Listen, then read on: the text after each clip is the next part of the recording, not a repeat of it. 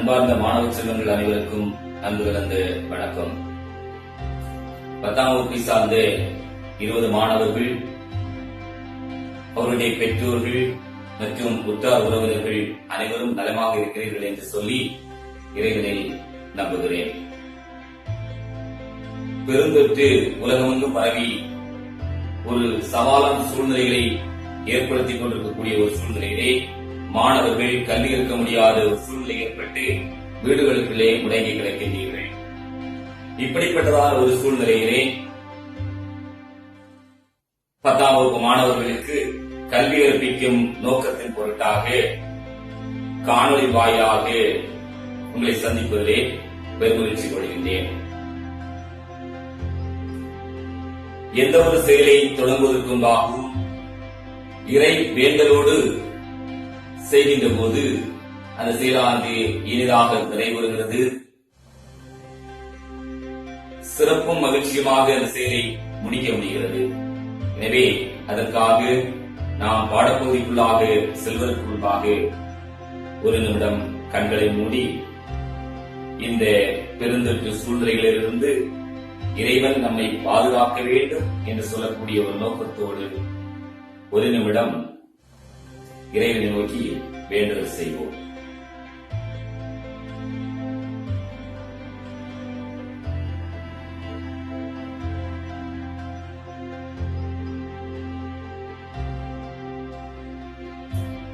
மாணவர்களுக்கு மீண்டும் ஒரு முறை வணக்கத்தை தெரிவித்துக் கொள்கிறேன். இன்று உங்களுக்கு ஒரு பறவையை குறித்த செய்தி ஒன்றினை உங்களோடு பகிர்ந்து கொள்ள விரும்புகிறேன். அந்த பறவையின் பெயர் பான் சுவாலி. அந்த பறவையின் சிறப்பு அம்சம் என்ன, சிறப்பியல்பு என்ன என்று பார்த்தோம் என்று சொன்னால் அது நம்மை வியப்பூட்டுகிற ஒரு செய்தியாக அமைகிறது. மற்ற பறவைகளிலிருந்து உலகம் முழுவதும் காணப்படுகின்ற வேறு பல்வகையான பறவைகளிலிருந்து அப்படி என்ன ஒரு சிறப்பம்சம் இந்த பறவைக்கு இருக்கிறது என்று சொன்னால், பறவைகள் தங்களுடைய இனப்பெருக்கத்திற்காகவும் உணவு இருப்பிடங்களுக்காகவும் அல்லது தட்பவெட்ப சூழ்நிலையிலே ஒரு கண்டம் விட்டு இன்னொரு கண்டத்திற்கும் ஒரு நாடு விட்டு இன்னொரு நாட்டிற்கும் பறந்து செல்வதை வலசை போதல் என்று சொல்கின்றார்கள். இடம்பெயர்வு, பறவைகளுடைய இடம்பெயர்வு.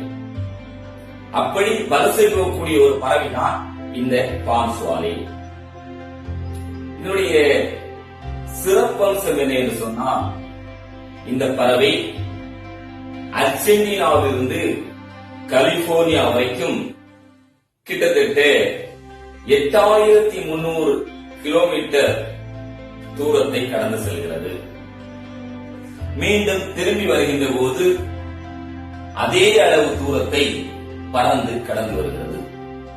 இப்படி ஒரு முறை வலசை போய் விட்டு திரும்பி வருவதற்கு கிட்டத்தட்ட 16,600 கிலோமீட்டர்களை அது பறந்து கடந்து செல்கிறது.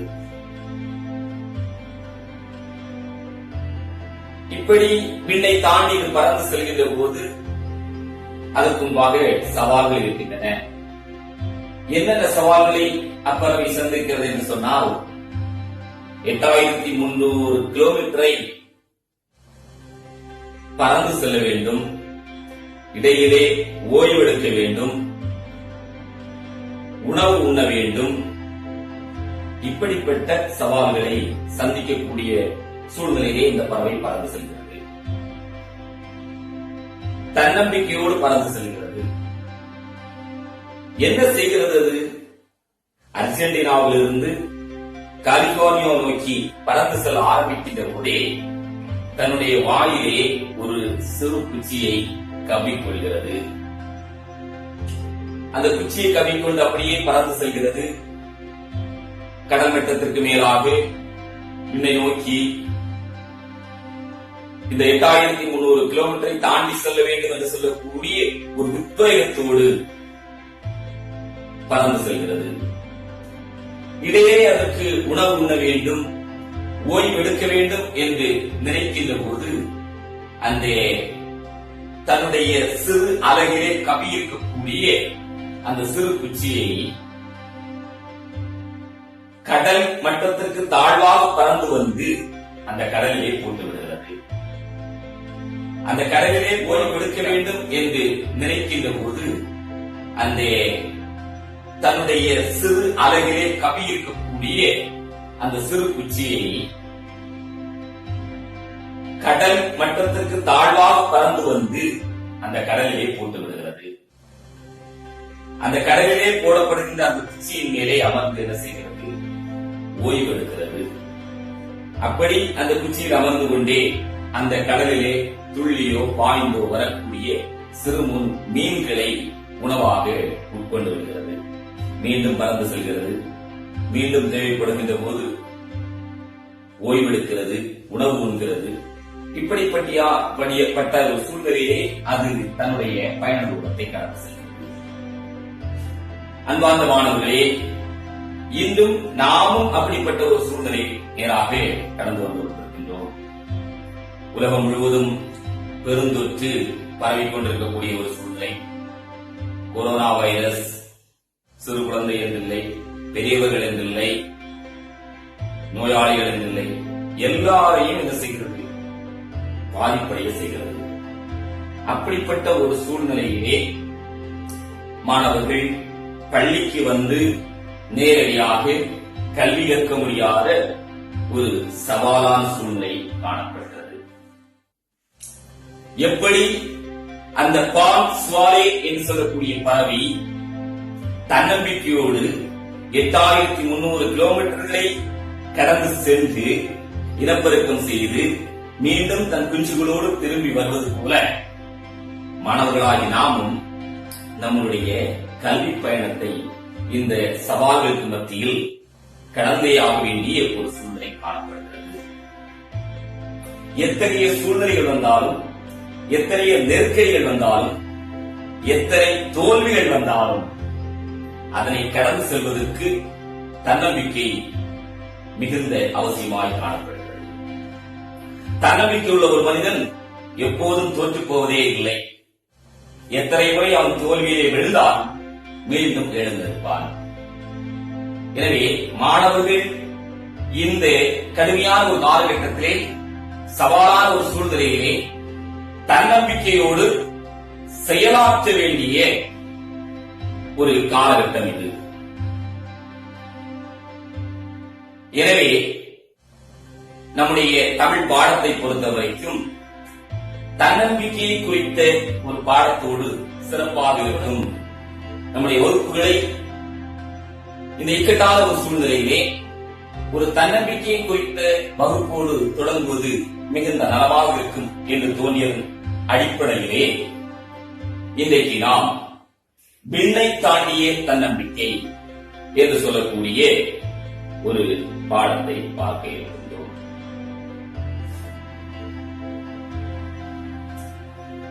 பாட புத்தகத்திலே 4வது இயலில் துணைப்பாடமாக வைக்கப்பட்டிருக்கக்கூடிய அந்த பாடத்தின் தலைப்பு தான் விண்ணை தாண்டிய தன்னம்பிக்கை.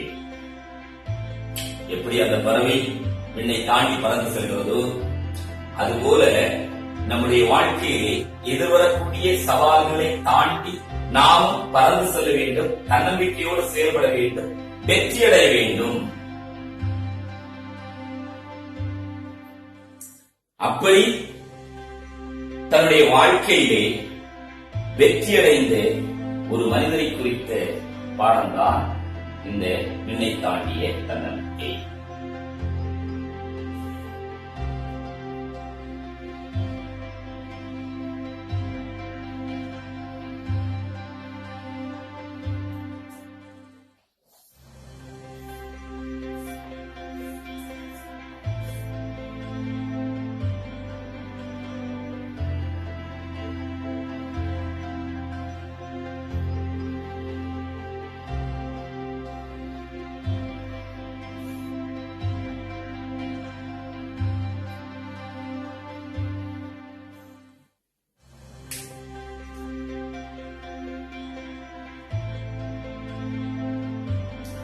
இந்த 4வது இயல் முழுவதும் அறிவியலையும் தொழில்நுட்பத்தையும் அடிப்படையாக கொண்டு பாடப்பகுதிகள் வடிவமைக்கப்பட்டிருக்கின்றன. கிட்டத்தட்ட அறிவியல் வளர்ச்சி ஒரு அசுர வளர்ச்சியை பெற்ற நூற்றாண்டுகள் என்று பார்த்தால் 19ஆம் நூற்றாண்டு 20ஆம் நூற்றாண்டை சொல்லலாம். 20ஆம் நூற்றாண்டில் தான் அதிகமான அறிவியல் வளர்ச்சிகள். ஆனால் நம்முடைய தமிழ் மொழியிலேயே 2000 ஆண்டுகளுக்கு முன்பாகவே அறிவியல் சிந்தனைகள், விண்ணியல் சிந்தனைகள், மண்ணியல் சிந்தனைகள், மருத்துவம் குறித்த கருத்துகள் நம்முடைய தமிழ் மொழியிலே உள்ளடங்கி இருக்கிறது. எனவேதான் அந்த அடிப்படையிலே மொழியானது இயற்கை நாடகம் மட்டுமல்ல அறிவியல் தமிழாகவும் இருக்கிறது என்கக்கூடிய அடிப்படையிலே இந்த 4வது இயல் முழுவதும் அறிவியல் தொழில்நுட்பம் என்று சொல்லக்கூடிய அடிப்படையிலே 4ஆம் தமிழ் என்று சொல்லக்கூடிய ஒரு தலைப்பிற்குள்ளே அடக்கப்பட்டு வைக்கப்பட்டிருக்கிறது. மாணவர்கள் 8ஆம் வகுப்பிலே திருவள்ளுவரில் இருக்கக்கூடிய கபிலர் இயற்றிய ஒரு பாடலை படித்திருக்க முடியும். திரையளவு போதா சிறு புன்னீர் நீண்ட பனையளவு காட்டும் படித்தால் மனையழகு வெள்ளைக்கு உறங்கும் வளநாடா வள்ளுவனார் வெள்ளை குரல் பாவி.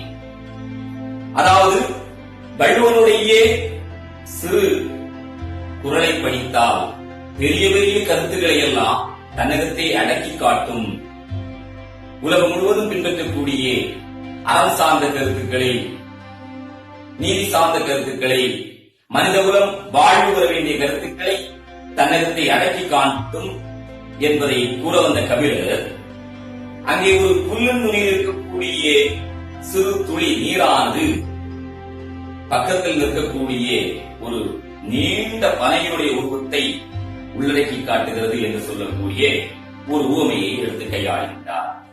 ஒரு அறிவியல் உண்மை கோலத்தை பற்றிய, ஆணிகளை பற்றிய ஒரு அறிவியல் உண்மையை அங்கே என்ன செய்கின்றார், கையாளுகின்றார். கிட்டத்தட்ட 2000 ஆண்டுகளுக்கு முன்பாகவே இந்த அறிவியல் உண்மையை கபிலர் பயன்படுத்தி இருப்பதை காண முடிகிறது. இப்படிப்பட்ட எண்ணிறந்த அறிவியல் சிந்தனைகள் நம்முடைய தமிழ் மொழியிலே காணப்படுகிறது. எனவே நம்முடைய தமிழ் மொழி இயற்கை நாடகம் மட்டுமல்ல, அறிவியல் சார்ந்த கருத்துக்கள், விண்ணியல் சார்ந்த கருத்துக்கள், மண்ணியல் சார்ந்த கருத்துக்கள், மருத்துவம் சார்ந்த கருத்துக்கள் எல்லாவற்றையும் உள்ளடக்கியாக காணப்படுகிறது. நம்முடைய மொழிக்கு ஈடு இணையே இல்லை, மிகச்சிறந்த ஒரு செம்மொழி என்பதை உள்ளடக்கி காட்ட வேண்டும் என்று சொல்லக்கூடிய அடிப்படையில் தான் இந்த 4ஆம் தமிழ் என்று சொல்லக்கூடிய ஒரு தலைப்பின் கீழே உள்ளடக்கி விண்ணை தாண்டிய தன்னம்பிக்கை என்று சொல்லக்கூடிய பாடம் வைக்கப்பட்டிருக்கிறது.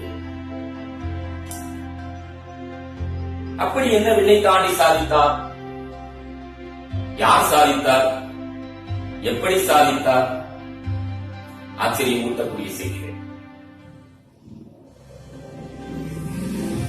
படைத்தவன் நம்மை உருவாக்குகின்ற போது எந்த குறைவும் இல்லாமல் ஆணையிட்டிருக்கின்றார். இந்த கொரோனா பெருந்தொற்று போன்ற அல்லது சுனாமி போன்ற அல்லது வேறு விதமான பேரிடர்கள், வேறு விதமான தோல்விகள் நீங்கள் வருகின்ற போது நாம் என்ன செய்கின்றோம்? சில நேரங்களிலே உடனே முறையை அமர்ந்திருக்கின்றோம். ஆனால் இந்த மனிதர், இந்த விண்ணை தாண்டிய தன்னம்பிக்கையை வரக்கூடிய இந்த அறிவியல் ஆய்வாளர், அறிவியல் ஆராய்ச்சியாளர், அறிவியலாளர், பல விருதுகளை பெற்றவர், விண்ணை தாண்டி சாதித்திருக்கிறார். அவருடைய பெயர்தான் ஸ்டீபன் ஹாக்கிங்.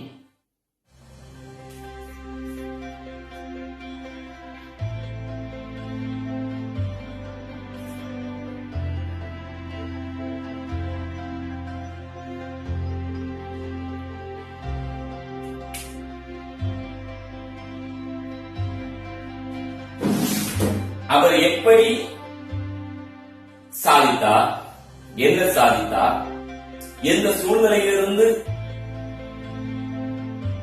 அறிவியல் சார்ந்த ஆராய்ச்சிகளை மேற்கொண்டார் என்று சொல்லக்கூடிய கருத்துக்களை உள்ளடக்கியதாக இந்த விண்ணை தாண்டிய தன்னம்பிக்கை இருக்கிறது. இந்த காலகட்டத்திற்கு இந்த கால சூழலுக்கு பொருத்தமுற அமைந்திருக்கக்கூடியதனாலே இந்த பாடத்தை முதலாக மாணவர்களுக்கு கற்பிக்க விரும்புகின்றேன். இந்த ஸ்டீபன் ஹாக்கிங் என்று சொல்லக்கூடிய ஒரு மனிதர்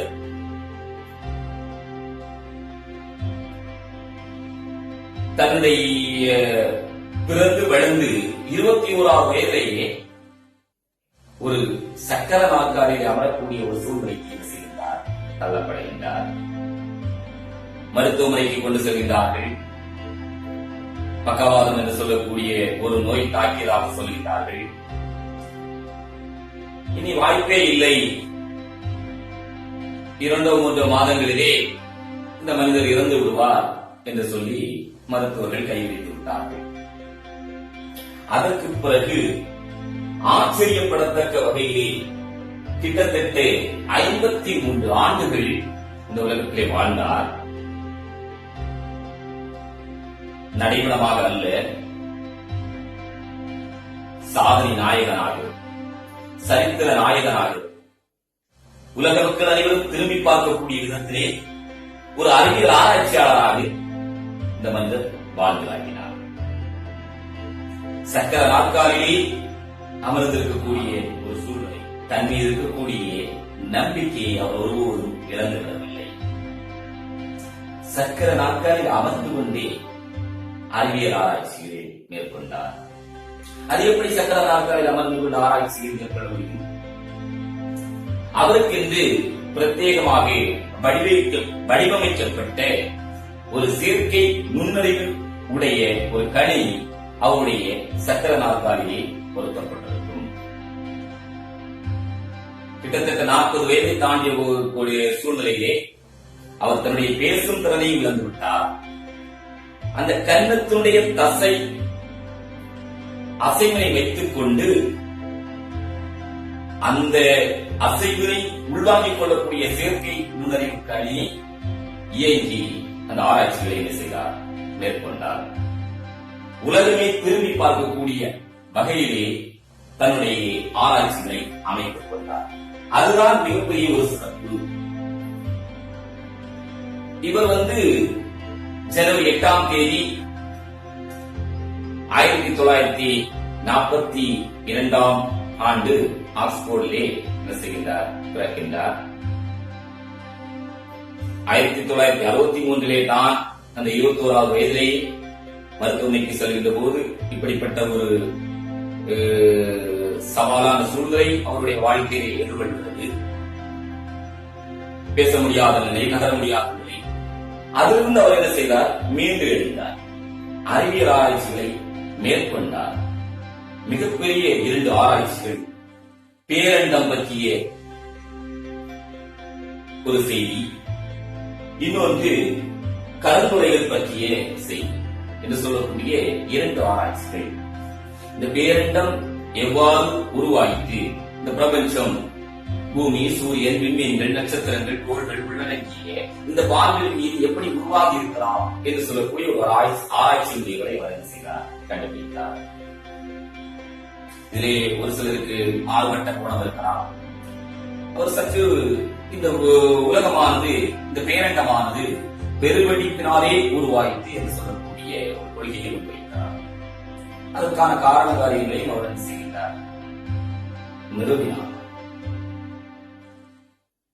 கருந்துளைகள் பற்றிய அவருடைய கண்டுபிடிப்பு, இந்த பால்வீதியிலே கருந்துளைகள் என்ற ஒன்று இருக்கிறது, அது பற்றிய கண்டுபிடிப்பு மிகப்பெரிய ஒரு ஆராய்ச்சியாக அமைந்தது.